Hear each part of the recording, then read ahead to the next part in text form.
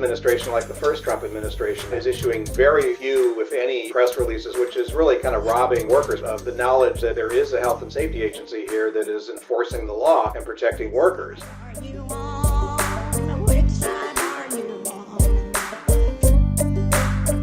Jordan Barab is a former Deputy Assistant Secretary of Labor at the Occupational Safety and Health Administration. Jordan, welcome back to the program. Thank you so much for taking the time to talk to us. Yeah, no problem. Happy to be here.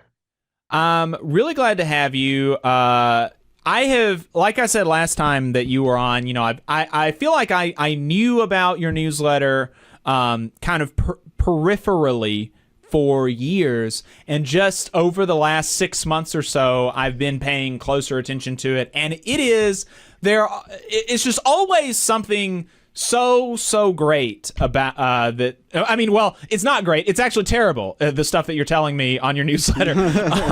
But it's important and, very informative and helps me understand better what's going on. So before we talk about, some of the news items, can you tell people a little bit about your newsletter and maybe where they can go to find it? Yeah, my newsletter is called Confined Space. You can find it at jordanbarab.com. I've been writing it off and on since 2003, so over 20 years. And basically, it's got a few purposes to kind of let workers particularly, but also politicians and journalists know what's happening in the world of workplace safety and health. What kind of attacks that workers are facing, particularly from the current Congress and the president. A little background into the history of some of the the politics and the history of OSHA and occupational safety and health, and what people can do to fight the attacks that workers are facing now from corporate America, as well as Republicans in Congress and the White House. Right. I also do, the other thing I do is, to the extent I can, I list every worker I can find that was killed in the last week on the job. There are about 100 workers killed every week on the job in this country. I have over 100 Google searches. I can usually only get about 20 or 25 of those. So that just shows you not only are a lot of people getting killed in the workplace, but people don't know about most of them, right, because most of them never get in the press. It really is a sad state of affairs, and we've been doing a newsletter called Boss Watch for a while. That's like a similar sort of a similar reasoning. But what we've always done with Boss Watch is we have taken press releases from OSHA, the Wage and Hour Division, the EEOC, and sharing some of the conclusive cases where bosses have been found to have been, liable or responsible for a worker's death or injury, or for stealing from workers, or for sexually harassing or discriminating against workers and things like this. And, I can't say with 100% confidence, but I'm relatively certain that I don't think we went 1 week during the Biden administration where there wasn't at least one story from OSHA, the Wage and Hour Division, or the EEOC. And this week is at least, I think, the third week during the Trump administration after they started doing it. We had that first 3 months where they weren't doing anything at all for 3 months. And then, they started doing it again. And I think 3 times since they've started doing it again, there have been just nothing. No. And so, does that mean that bosses are just on their best behavior and their actions are not killing workers, they're not stealing from workers, they're not harassing workers, or is something else going on? Well, I mean, just as many workers are getting killed, if not more. We don't really have the statistics, it lags, but certainly just as many workers are getting killed and hurt in the workplace. And we think OSHA is still enforcing, as far as we know. It takes often 6 months for an OSHA citation to come out. The difference, particularly in this administration, is they're not proud of any kind of enforcement. They do, so they don't publicize it. When we were at OSHA during the Obama administration, we made it a point to issue more press releases to really spread the word, that OSHA was on the job and that we were coming after you if you were endangering workers. And we issued a lot more press releases. We issued more in-depth press releases. We used some more hard-hitting language in the press releases because studies have shown that press releases are effective in changing behavior, not just of the employers in the press releases, but of other employers who read them as well. And this administration, like the first Trump administration, is issuing very few, if any, press releases or any kind of announcements about the enforcement actions they're doing, which is really kind of robbing, workers, particularly in the American public, of the knowledge that there is a health and safety agency here that is enforcing the law and protecting workers. The business community hates press releases. They used to tell us, some of the lawyers used to tell us that the employers didn't really care about OSHA fines, because they're so low. But what they really didn't want to happen was to wind up in an OSHA press release.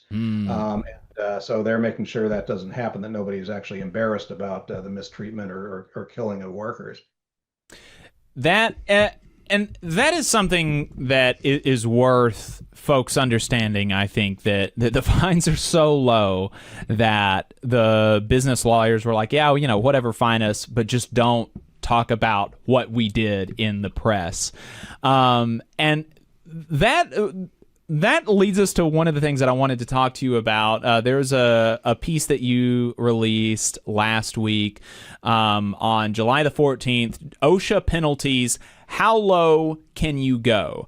And the bottom line is that OSHA is lowering its penalties. Can you talk to us about by how much are they lowering their penalties? Under what circumstances are they lowering their penalties? And why is that? I mean, we just talked about that OSHA penalties are so low that businesses don't care if they get them or not. So I guess it's worth, telling us what the status quo is and then where we're going. Right. So Congress sets the maximum penalty for OSHA violations. For a serious violation, one that's capable of causing death or serious physical harm, the maximum penalty is about $16,500. And it's about 10 times that much for a what's called a willful violation, which is where the employer has knowledge that he's breaking the law and is just indifferent to the fact that he may be endangering workers. But so the most OSHA citations are the serious ones with a 16,500 maximum. But there are all kinds of reasons that OSHA actually reduces those penalties. So the average OSHA penalty for a serious violation, even though the maximum is 16,500, the average is only around 4,000. And that's for federal OSHA. About half the states run their own OSHA programs. And for those states, the average is only about $2,500. So the actual penalties are very low. Now, OSHA is required by law to consider three different things. They're required to consider the size of the worker, the size of the employer, the good faith of the employer, and the enforcement history of the employer, and consider those factors for reductions in the penalty, which OSHA does. The other thing is OSHA has an incentive to bargain penalties down from the initial citation, because employers by law are not required to fix the problem until, if they contest the citation, they're not required to fix the problem until the contest is resolved, which can be many months or even years. So OSHA has an incentive, because they want to fix the problem in the workplace. They have an incentive to bargain to reduce the penalty down to the point where the employer won't contest it. So that's why the actual penalties are much lower.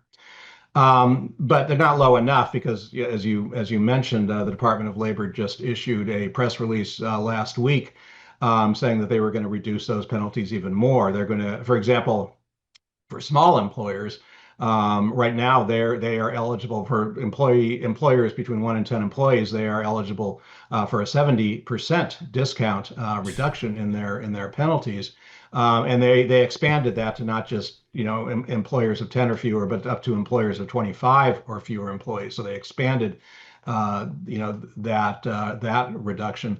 They also, OSHA also has a reduction for quick fix. If an OSHA's inspector's on site, they say there's something wrong over there.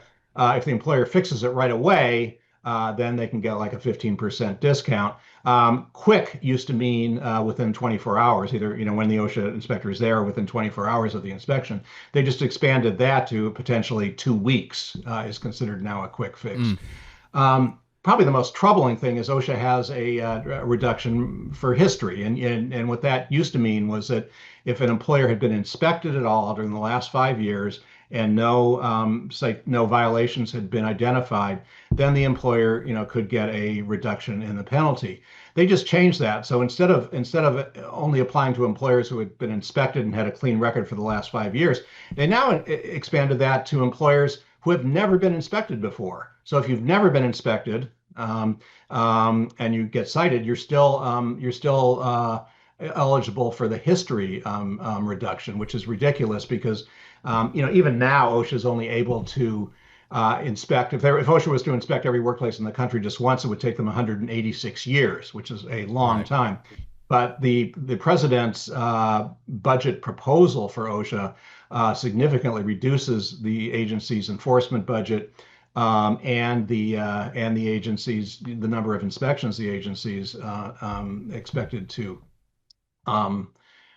conduct. And the AFL-CIO estimates that if those Trump's budget is adopted, it would take over 2.5 centuries, something like 260 years. To investigate every workplace in the country. So that means that very few employers are actually ever going to be inspected, right? And yet, just by virtue of the fact that OSHA doesn't have enough staff to inspect every, or even a large number of employers, those employers who are never inspected get a reduction. if they're finally cited, which is absolutely absurd. Is there any way to you mentioned that they don't like the press releases. Is there any way to go into like the OSHA database and see the information that is contained in the press releases even without the statement being released? There is a way. OSHA does not make it very easy, though. There are databases kind of buried, in the OSHA website that you can get to figure that out. To figure out, what's, the citations that have been issued. So that is possible. And actually, during the first Trump administration, where they refused to issue any press releases for the first few months, I used to do that. I used to kind of issue my own OSHA press releases again on my newsletter. I haven't done that yet this time. But yeah, you can do it. OSHA makes it very difficult, and it's also difficult because you can't figure out from that where OSHA didn't act or where they didn't issue a citation. So it's very hard to get that information out. A lot of the best information is not really publicly accessible and has to be FOIA'd. Gotcha. Hey, 5 seconds. Just wanted to say that this is only possible because of our donors. If you want to see more of this, then consider donating yourself at tvlr.fm/donate. There was another one that came out recently. You put this piece out on Confined Space a couple of weeks ago. And it was about a new OSHA regulation regarding entertainers. Can you talk to us about that? Well, yeah, OSHA. Well, I should say the Department of Labor issued a number of dozens of deregulatory actions where they basically weakened current regulations, not just with OSHA but Wage and Hour and other agencies. In terms of OSHA, there were about 25 areas where they weakened regulations. Now, a lot of those are not really significant because they were very old, and this kind of just updates them because other supportive standards have been issued since then. But there were a few that were very significant, and the one you referred to was related to what's known as the General Duty Clause. So OSHA has a lot of standards for various things: fall protection, trenches, chemicals. But where OSHA doesn't have a standard, like for heat, for example, which they're allegedly working on now, they can use the General Duty Clause, which simply requires the employer to provide a safe and healthful workplace. And if OSHA can establish that despite the fact there's no standard, there is a hazard there, a serious hazard there, that is a recognized hazard and can be fixed, there's what they call a reasonable means of abatement, then OSHA can still cite under the General Duty Clause. Well, back in 2010, there was a whale trainer at SeaWorld who was killed by a killer whale. dragged her into the water, basically, I mean, it disemboweled her. I mean, it was a horrible thing. And this is in front of the whole audience. And it turned out that this whale had a history of killing trainers.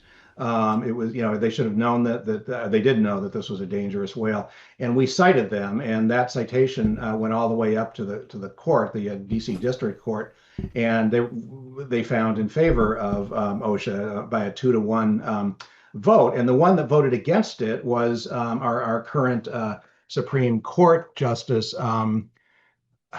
Kavanaugh, Brett Kavanaugh. Sorry, name slipped my mind. Brett Kavanaugh, who basically said that that OSHA should not be in the business of citing sports or entertainment. I mean, they kind of conflating sports and entertainment. Sports being, OSHA should not be issuing citations for tackling even though workers get hurt, or for throwing fastballs even though they can hit a worker. And, OSHA doesn't do that. But he also expanded that to entertainment. And the fact is, you have a lot of entertainment workers, not just the, Don Brancho, who is the SeaWorld trainer, but, Broadway, we had cited a number of hazards on Broadway because workers were getting hurt there. Cirque du Soleil, there were a number of, of entertainers getting hurt there. And OSHA doesn't have standards. We don't have OSHA doesn't have standards about whale training, and it doesn't have standards about acrobatics. But nevertheless, we found many instances where the employer should have known about the problem. It was a serious hazard. There were certainly many ways that the employer could have fixed that problem, and we cited them under the general duty clause. Well, Brett Kavanaugh decided that you can't use the general duty clause. He didn't think you should be using the general duty clause, and not just for sports, but also for entertainment. And again, he lost that. But now, here we are, over a decade later, and suddenly this weird concept has risen from the dead. And OSHA issued this interpretation, they call it, basically saying that the general duty clause can no longer be used for sports, which it never was, or for entertainment purposes. So, that is a problem. I mean, it's going to be a problem, for example, entertainers, who are down in Disney World, in a very hot Orlando, Florida, who may be exposed to serious heat hazards. Well, without a standard, OSHA could normally use a general duty clause, but now because of this, new deregulatory action, OSHA wouldn't be able to cite Disney World, even if an employee died of heat stroke, because they couldn't use the general duty clause anymore. Wow. What's the latest on the heat rule? The Biden administration was trying to push through some standard heat protection stuff. This has been a growing problem for workers across the country, but particularly in the South where it's hotter. Heat deaths have been increasing significantly over the last several years, and the Biden administration was trying to put through a standard rule for heat protection. Where are we at with that? Yeah, as you said, the Biden administration issued an official proposal, fairly strong proposal. It wasn't perfect, but it was very good. That required, water, rest, and shade, and specified the amount of water, how frequently the breaks had to be, as well as training, emergency response, and acclimatization, so workers could had time to get accustomed to the heat.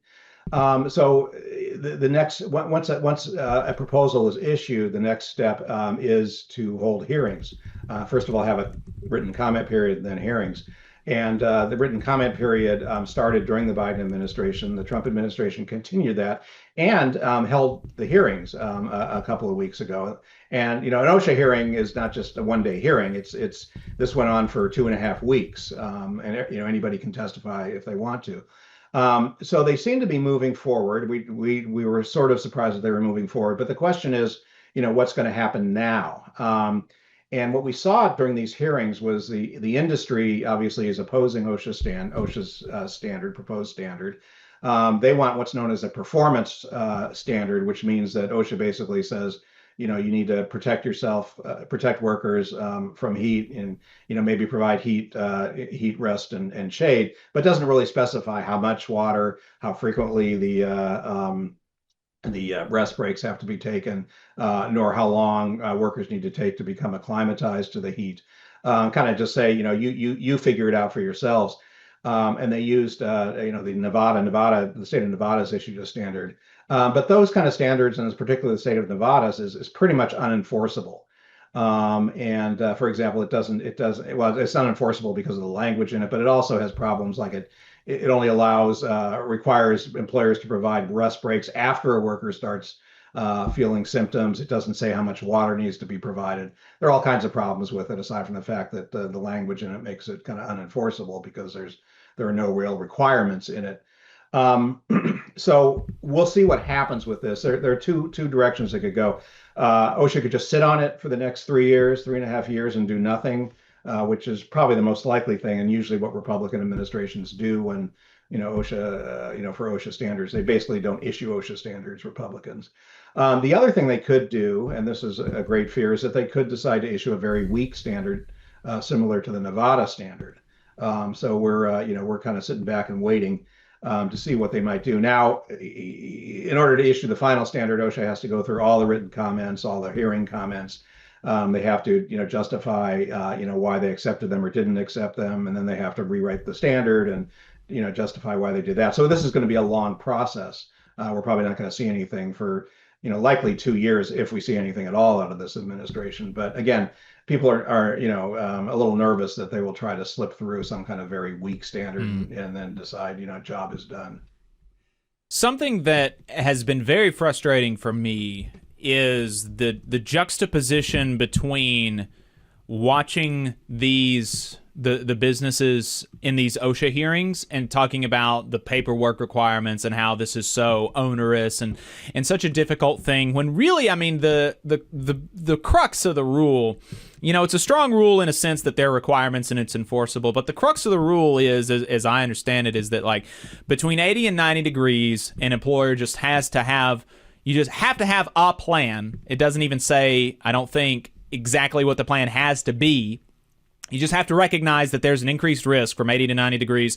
And then above 90 degrees is where the requirements really kick in. And that's that you have to give a break every 2 hours, 15 minutes paid water break, which is not a lot. If you've done yard work in the summer in the South, you need, that taking a break every 2 hours is kind of the minimum of what you really need to be doing for your safety.